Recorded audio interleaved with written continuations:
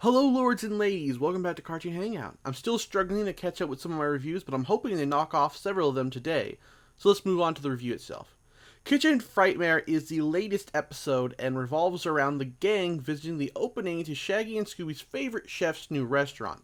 Apparently there could be a cheese-themed restaurant, who knew?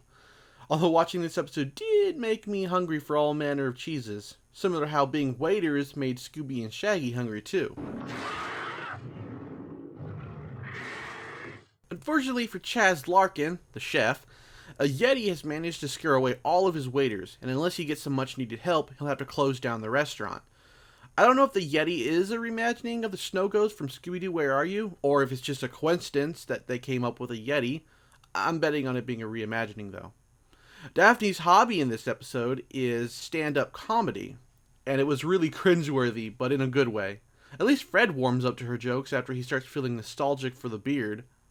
Daphne, you're not trying to do... Stand-up comedy. Great. Ugh, I'm already nostalgic for the beard. I may be wrong, but I believe this is the first time an episode has referenced a past episode. Well, Scooby and Shaggy suffer from wanting to eat the cheese, and Fred has to suffer Daphne's jokes. Poor Velma absolutely loses it for the second time in the series by my count. She becomes so focused on what connection a Yeti could have to a cheese restaurant, and I have to say it was very amusing watching her freak out. I don't normally get to see this side of Velma, so it's as much a treat as fondue is.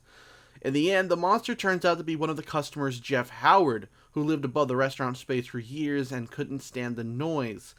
This is actually another episode where I didn't see the monster reveal coming.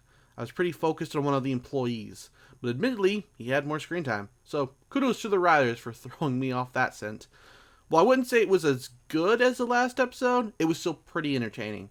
We got some very humorous moments from Shaggy and Scooby-Doo, along with Velma's complete meltdown. Oh, and how could I forget the cook, whose name I've seemed to have forgotten, if it's even mentioned at all. He actually has one of the funnier bits in the episode, plus I'm pretty sure that's Bryce Papenbrook doing the voice.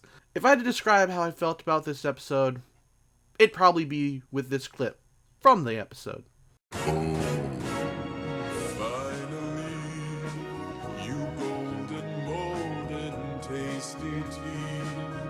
I hope you enjoyed the review.